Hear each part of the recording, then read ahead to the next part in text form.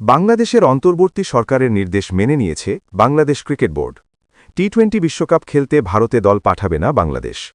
রবিবার দুপুরে 17 জন বোর্ড পরিচালককে নিয়ে বিসিবির সভায় এই সিদ্ধান্ত নেওয়া হয়। প্রশ্ন হল, বাংলাদেশ যদি ভারতে বিশ্বকাপ খেলতে না আসে তাহলে কি হবে? সহজ উত্তর, এই সিদ্ধান্ত বাংলাদেশ ক্রিকেটের জন্য আত্মঘাতী হতে পারে। বিসিসিআই-এর নির্দেশে এবছর আইপিএল খেলা হবে না মুস্তাফিজুর রহমানের। তারপর থেকে এই বিষয়ে সুর চড়া করেছে বাংলাদেশ ক্রিকেট বোর্ড। এমনকি ঘুরপথে প্রতিহিংসা চরিতার্থ করার চেষ্টা শুরু করে তারা। মুস্তাফিজুরকে বাদ দেওয়ার বদলা হিসেবে ভারতে বিশ্বকাপ খেলতে না আসার সিদ্ধান্ত নিয়েছে বিসিবি। এরপর কিছু প্রশ্ন উঠছে। প্রথমত, বিসিসিআই-এর মতো শক্তিশালী বোর্ডের বিরুদ্ধে পদক্ষেপ নিচ্ছে বাংলাদেশ। 2. ভারতে খেলতে আসার ব্যাপারে আপত্তি জানিয়ে আইসিসিতে চিঠি দিতে চলেছে বাংলাদেশ ক্রিকেট বোর্ড। এটা কি আদৌ ফলপ্রসূ হতে চলেছে? এখন আইসিসির চেয়ারম্যান ভারতের জয় শাহ। তিনি একই সঙ্গে ভারতের স্বরাষ্ট্রমন্ত্রী অমিত শাহের পুত্রও।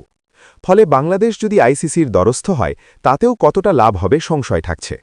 উল্টে বিশ্বকাপে বাংলাদেশ না খেলতে চাইলে তাদের বাদ দিয়েও বিশ্বকাপ করার পরিকল্পনা করা হতে পারে।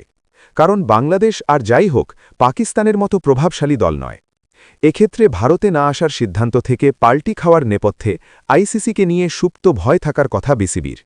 প্রশ্ন হল, তাহলে কি বাংলাদেশের বিকল্প দল নিয়ে টি-20 বিশ্বকাপ আয়োজনের ব্যাপারে সিলমোহর দেবে ক্রিকেটের নিয়ামক সংস্থা?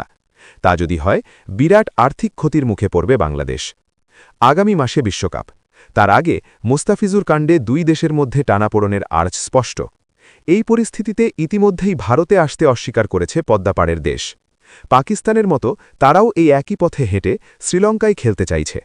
কিন্তু রাতারাতি বাংলাদেশের জন্য হাইব্রিড মডেলের ভাবনা সম্ভব নয়। বিশ্বকাপের সূচি বদলও। মাত্র 1 মাস পর বিশ্বকাপ। বাংলাদেশের এতগুলি ম্যাচ সরানো পদ্ধতিগতভাবে অসম্ভব। তাদের বিমান ভাড়া, হোটেল সব বুক হয়ে গিয়েছে। আরও একটা সমস্যা হল, নতুন করে শ্রীলঙ্কায় ম্যাচ সরালে সম্প্রচারে একটা বড় সমস্যা হবে। তাছাড়াও বিশ্বকাপে না আসায় শাস্তি হিসেবে বড়সড় আর্থিক জরিমানার মুখেও পড়তে পারে বিসিবি। এক্ষেত্রে সম্প্রচার এবং স্পন্সরশিপ চুক্তির মূল্যেও হ্রাস পাবে। উল্লেখ্য, টি-20 বিশ্বকাপে গ্রুপ পর্বের 4টি ম্যাচের 3টি খেলবে কলকাতায়। এর মধ্যে 7 ফেব্রুয়ারি ওয়েস্ট ইন্ডিজ, 9 ফেব্রুয়ারি ইটালি, 14 ফেব্রুয়ারি ইংল্যান্ড বিরুদ্ধে নামার কথা মুস্তাফিজুরদের। এরপর 17 ফেব্রুয়ারি নেপালের বিরুদ্ধে তাদের খেলা। এখন দেখার পরিস্থিতি কোন দিকে গড়ায়।